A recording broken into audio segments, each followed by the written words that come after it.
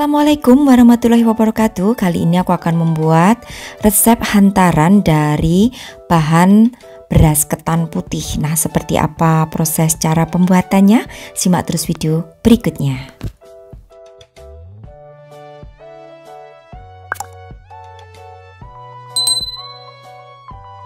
Aku akan siapkan pengukus. Ini pastikan airnya sudah mendidih, lalu masukkan 1 lembar daun pandan serta 500 gram beras ketan yang sudah aku rendam 2 jam terlebih dahulu dan juga sudah aku cuci bersih.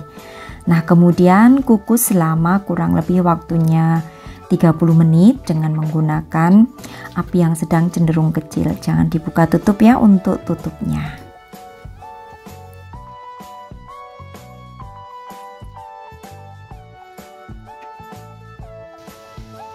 Setelah 30 menit kemudian akan aku angkat untuk ketannya. Ini masih setengah matang ya. Kemudian nanti akan aku aron dengan menggunakan air panas.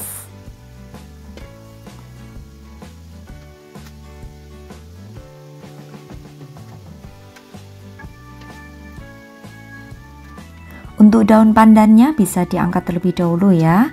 Kemudian di sini aku akan siapkan air panas.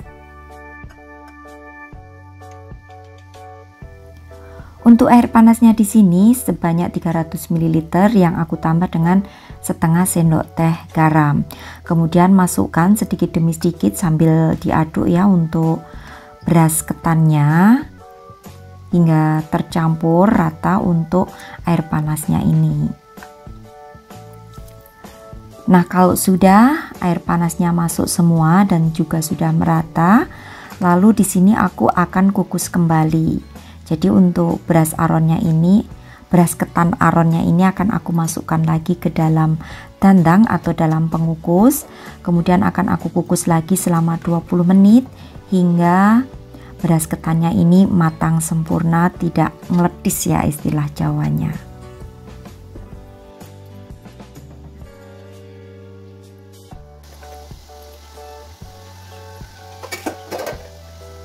Oke, akan aku kukus terlebih dahulu dengan menggunakan api yang sedang cenderung kecil dan setelah matang seperti ini. Kemudian di sini aku akan siapkan untuk kuah santannya. Jadi di sini aku menggunakan 250 ml santan yang aku tambahkan dengan 300 gram gula aren. Juga di sini aku tambahkan dengan 1 lembar daun pandan, setengah sendok teh garam, kemudian masak dengan menggunakan api yang sedang cenderung kecil hingga gula arennya ini lumer atau meleleh ya untuk gula arennya. Nah, setelah meleleh seperti ini gula arennya tercampur rata dengan santan, kemudian akan aku angkat dan aku saring supaya kotorannya tidak ikut tercampur. Nah, di sini aku siapkan untuk wajan. Di sini aku menggunakan wajan anti lengket ya. Lalu akan aku tuang untuk santan kinca tadi dengan cara aku saring seperti ini sehingga kotorannya tidak ikut masuk. Lalu masak hingga kental untuk kuah santan dan gula arennya ini. Kurang lebih untuk memasaknya di sini antara 20 menit sampai 30 menit ya. Jadi jangan lupa diaduk terus hingga kuahnya ini mengental. Jadi saat nanti dituangkan itu akan jatuhnya itu perlahan gitu ya. Nah, itu tandanya kuah kinca ini sudah mengental. Nah, ini seperti ini sudah mengental, siap untuk dimasukkan beras ketan yang sudah dikukus tadi. Nah, di sini aku masukkan untuk beras ketannya semuanya ya, dan sisakan sedikit kurang lebih 3 centong saja untuk beras ketan putihnya nanti untuk hiasan ya. Lalu masak kembali dengan menggunakan api yang kecil di sini supaya tidak gosong hingga menyusut untuk kuah santannya ini dan juga sedikit mengkilat kayak keluar minyaknya gitu. Kurang lebih untuk memasaknya ini 15-20 menit ya. Jangan lupa untuk sering diaduk supaya tidak bergerak di bagian dasar. Oke, dan ini sudah cukup. Kemudian akan aku angkat. Lalu di sini aku siapkan cetakan berdiameter 18 cm atau berukuran 18 cm yang aku alasi dengan kertas baking paper supaya tidak nempel aja. Kalau tidak ada kertas baking paper boleh dialasi dengan menggunakan daun pisang dan dioles minyak ya. Kemudian akan aku tuang semua untuk adonannya. Aku masukkan ke loyang dan aku akan dinginkan. Ini namanya kalau di Jawa, di Jogja itu kue wajik ya, kue wajik dari beras ketan. Ini kalau di Jogja yang terkenal di Mbah Carik ya, yang ada di Kaliurang sana. Ayo, siapa yang pernah makan wajik dan jadah tempenya Mbah Carik? Nah, ini seperti itu, mirip banget ya dengan olahan yang dibuat oleh Mbah Carik. Kemudian kalau sudah masuk semua seperti ini, aku ratakan di bagian permukaannya. Dengan sedikit aku tekan-tekan supaya nanti hasilnya itu bisa padat. Lalu biarkan hingga dingin, sebaiknya dibuat sore, lalu nanti paginya baru dibuka ya dari cetakannya, itu akan lebih bagus hasilnya.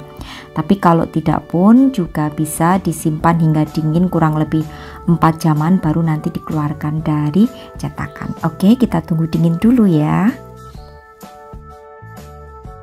Nah, untuk sisa tadi, untuk yang putih, beras ketan yang putih tadi kan aku sisakan 3 centong sayur. Ini aku akan cetak dengan menggunakan cetakan kue putu. Ini terlebih dahulu untuk cetakannya diberikan olesan minyak sayur supaya nanti bisa mudah saat mengeluarkan, dan juga tunggu atau biarkan hingga dingin. Jangan lupa ditekan-tekan supaya padat.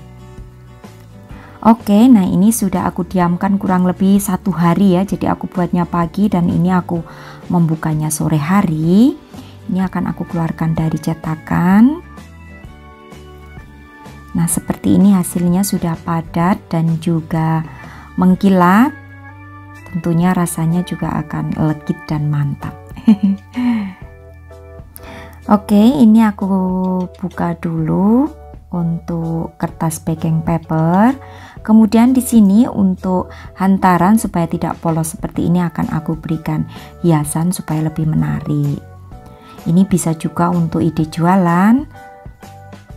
Nah, seperti ini untuk beras ketan putihnya yang dicetak dengan menggunakan cetakan kue putu tadi. Lalu siapkan daun pandan untuk hiasan hijaunya supaya lebih cantik. Kemudian tata. Untuk menghiasnya sesuaikan dengan kreativitas masing-masing ya. Kalau kalian lebih jago tentunya lebih cantik nanti hasilnya.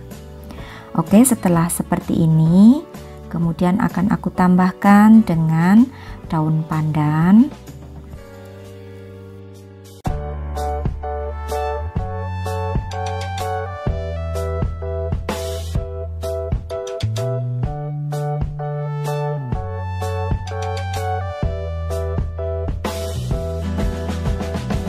Untuk sisa ketan putihnya yang sedikit aku akan buat sebagai putik bunga. Jadi akan aku buat kecil-kecil, lingkaran agak lonjong gitu. Lalu di sini siapkan juga dengan daun pandan. Di sini daun pandan ambil di bagian tengahnya yang keras itu, lalu letakkan di sampingnya seperti ini. Jadi ikuti aja ya, seperti yang aku contohkan ini sebagai tangkai, dan susun untuk putik bunga dari beras ketan putih ini yang aku berikan potongan daun pandan di bagian bawah seperti ini.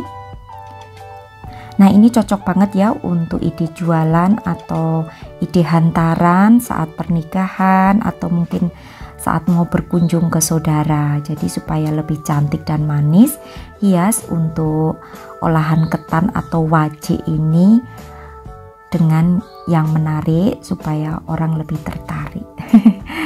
Mudah-mudahan bisa menginspirasi ya untuk sahabat aku semua di rumah yang ingin membuat ide hantaran atau ide jualan. Nah, seperti ini untuk hasilnya. Kemudian akan aku pindahkan ke wadah. Ini aku pindahkan ke wadah mika, tapi mikaku ini agak kekecilan ya, ukuran mikaku hanya 16. Kalian bisa pilih yang ukuran 18 atau 20 supaya bisa ditutup rapi. Karena ini hanya contoh ya, jadi tidak aku tutup. Nah, seperti ini untuk hasilnya. Dan jika ingin dijual, silakan saja jual. Harganya tentukan sendiri dari budget yang dikeluarkan. Mudah-mudahan bisa menginspirasi sahabat aku semua di rumah yang ingin membuat ide hantaran. Oke, demikian tadi saja untuk resepku kali ini. Terima kasih, sampai bertemu kembali di resep-resep aku yang akan datang. Wassalamualaikum warahmatullahi wabarakatuh. Assalamualaikum. Kali ini aku akan membuat puding untuk hantaran ya.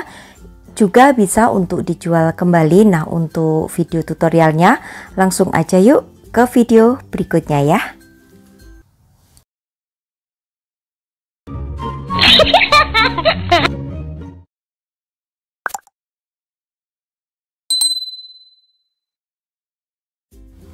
Seperti biasa untuk bahan dan takaran sudah aku tulis lengkap. Bagi yang kurang jelas silahkan cek di kolom deskripsi. Nah, ini bahan yang aku gunakan. Jadi di sini aku menggunakan air ya. Kurang lebih 1300 ml. Lalu susu kental manis, bubuk agar-agar tanpa warna, gula pasir, buah-buahan. Di sini aku menggunakan stroberi segar. Lalu buah longan dalam kaleng, buah nanas serta buah jeruk dalam kaleng.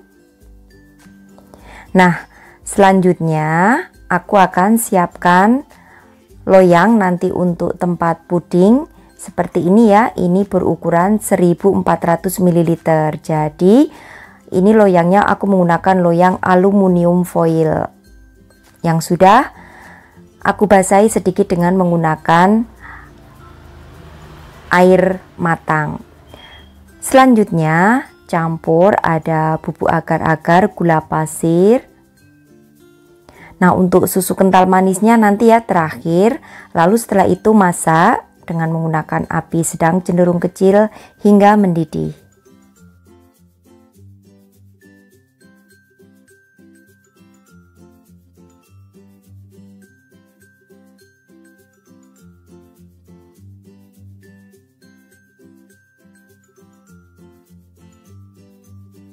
Setelah mendidih lalu sisihkan sebanyak 300 ml puding bening, tuang ke panci dan sisihkan terlebih dahulu. Nah, untuk sisa puding bening yang ada di panci yang agak besar akan aku campur dengan menggunakan susu kental manis seperti ini.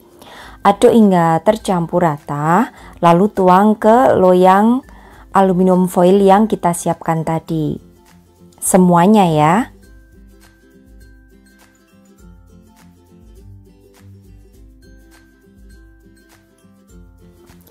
Selanjutnya tunggu setengah kaku.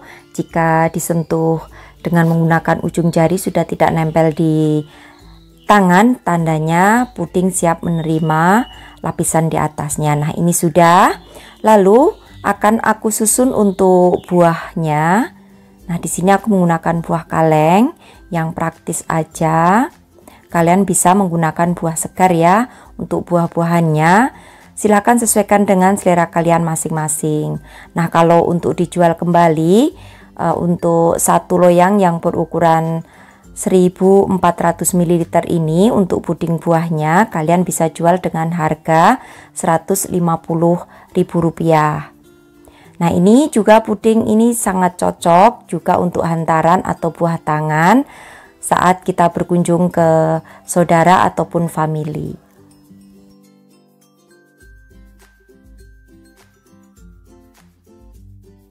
Buahnya untuk menyusunnya bebas aja ya, jadi sesuaikan dengan kreativitas kalian masing-masing. Seharusnya di sini aku berikan buah kiwi ya, tapi karena aku nggak ada stok buah kiwi, jadi aku skip untuk buah kiwinya.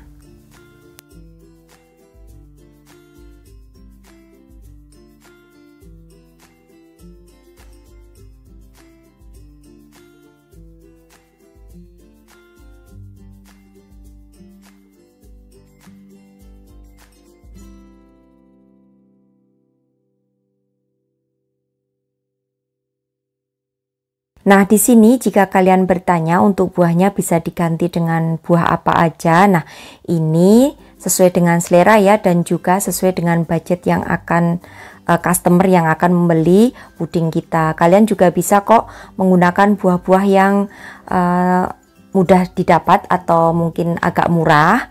Nah, itu bisa mungkin melon atau semangka juga boleh. Nah, itu nanti sesuaikan dengan customer kalian masing-masing atau sesuaikan dengan budget kalian masing-masing untuk jenis buah-buahannya. Jadi bebas aja ya untuk jenis buahnya.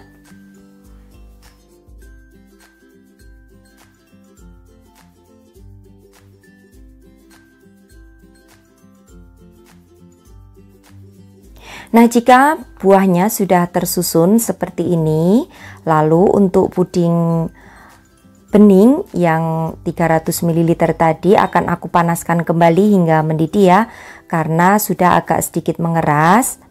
Nah, ini sudah aku panaskan untuk puding beningnya.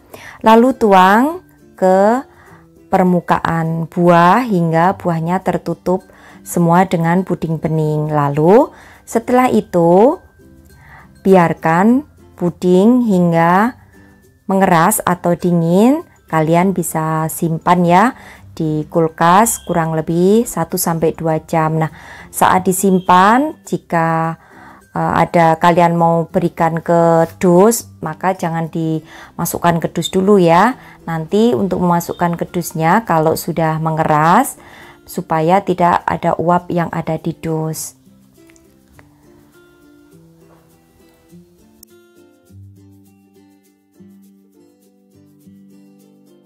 Oke, selanjutnya akan aku diamkan dulu selama 2 jam.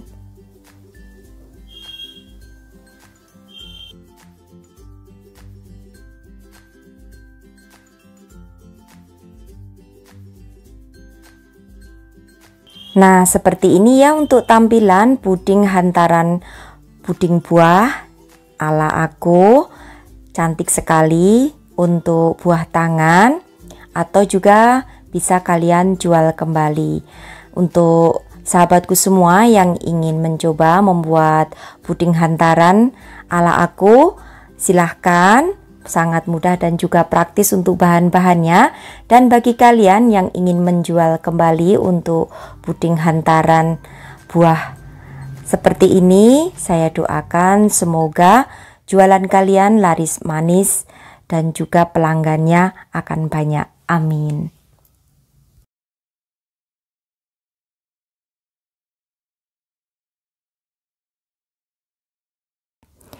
Nah, demikian tadi ya untuk resepku kali ini, puding hantaran buah ala aku. Selamat mencoba untuk sahabatku semua di rumah.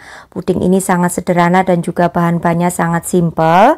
Nah, bagi kalian yang ingin menjualnya kembali, aku doakan semoga jualannya laris manis. Oke, demikian saja. Terima kasih. Sampai bertemu kembali di resep-resep aku yang akan datang.